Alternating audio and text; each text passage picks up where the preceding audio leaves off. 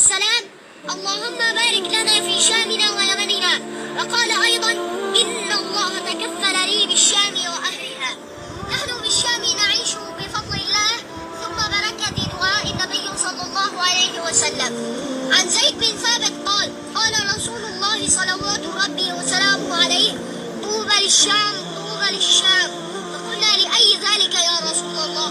فقال: لأن ملائكة الرحمن باسطة أجنحتها عليها. وقال أيضا بأبي هو وأمي: الشام خيرة الله من أرضه، يجتبي إليها خيرته من عباده.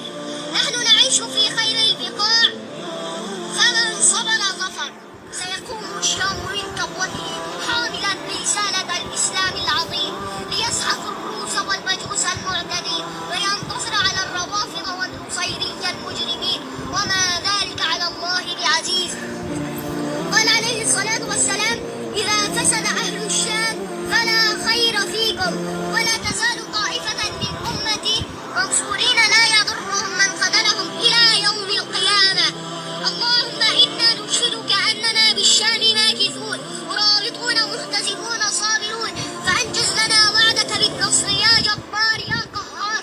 انصرنا على ذيل الخنزير بشار ومن والاه، وارزقنا إحدى الحسنيين، إما الشهادة أو النصر، والحمد لله رب العالمين. ما شاء الله تبارك الرحمن. ورقت يا ولدي يا اسلام. شكرا أبي.